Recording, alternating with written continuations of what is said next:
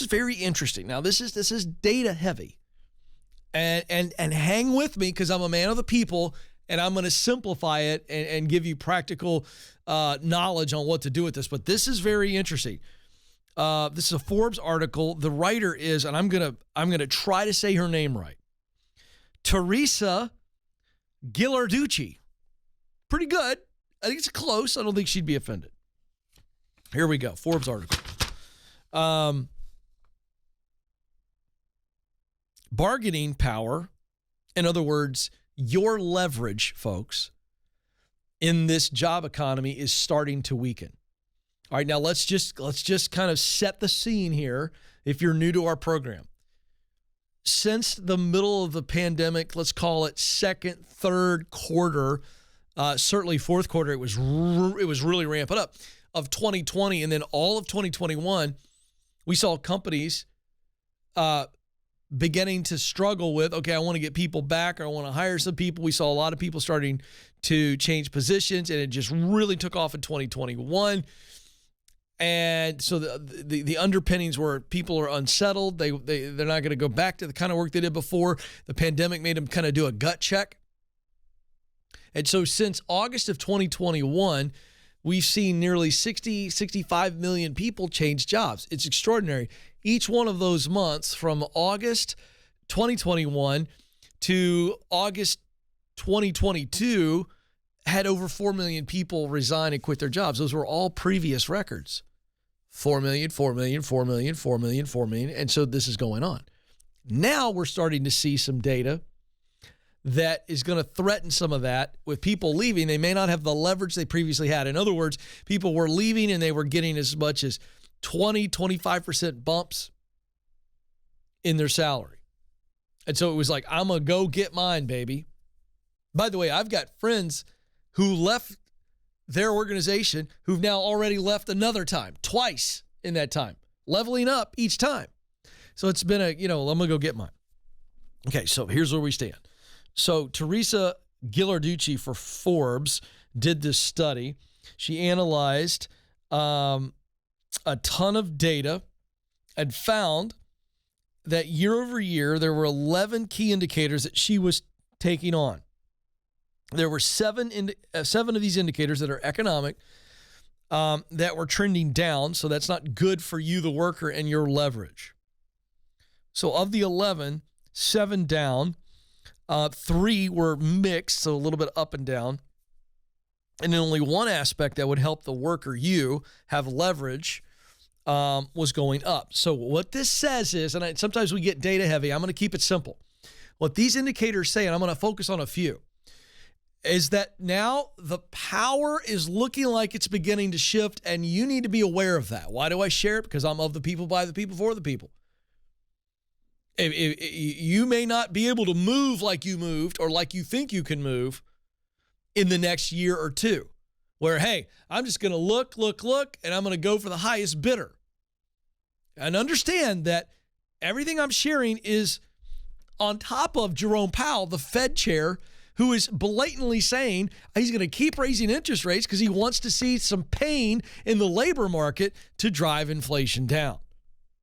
All right. So down were inflation-adjusted value of wages. I'll break this down in a minute. Down were inflation-adjusted value of federal minimum wage. Down, labor's share of the nation's wealth. Down, wages are not keeping pace with worker productivity. Down, rising pay gap between managers and workers. Down, portion of workers expecting one or more job offers. Down, unemployment rates are up slightly. Mixed, reservation wages. This is the lowest pay a worker will accept, so it's like your bottom line. So if I go for a job and they offer me a job, I won't take it if it's lower than this. So it's your bottom line. It's your basement, if you will. Mixed, number of jobs available for every unemployed worker. That's been kind of moving up and down the last couple of months. Mixed, unionization rates are rising. Up. The only thing that's up that gives you, the worker, more power or leverage for your value to get top dollar for you is the quit rates, because people are still quitting. So for now, that's giving you leverage. That's the take this job and shove it indicator, right? A little Johnny Paycheck, right? That's kind of what's still happening. All right, so I just want to focus on a few of these.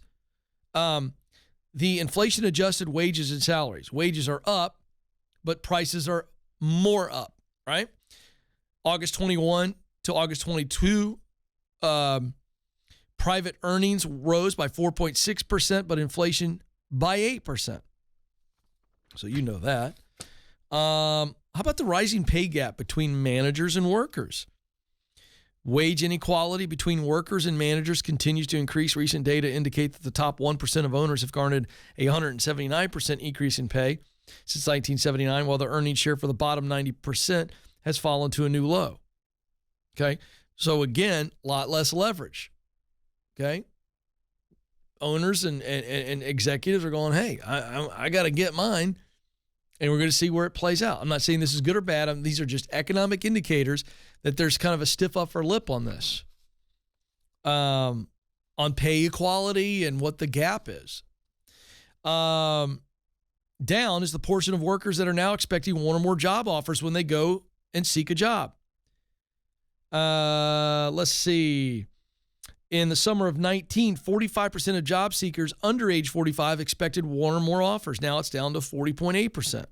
People over 45 are even less optimistic. So again, that speaks to how you position yourself and how aggressive you are and how patient you are in trying to get a job. Some people take the first thing they can get. And then reservation wages are up for some workers, down for others. This was a mixed one. According to the Fed Reserve 2022 survey of worker expectations, the reservation wage, that's the bottom you're willing to take, has increased for workers earning over $60,000. And but the wage demand for those earning below $60,000 has fallen from $50,000 in March 21 to just $45,000 in July 2022. So I know a lot of numbers, but the last piece is unionization efforts are rising, but the numbers aren't showing up that it's effective. A reason is because the newly organized workers like Starbucks don't actually have a union contract. So for all of their saber rattling, it has not worked for them because Starbucks, quite frankly, is fighting it. So is Amazon. So there you go. Here's my point. This job environment where you can leave and get a better job or a better paying job isn't always going to be around. It's time to start locking in on the long term, and I'm here to help.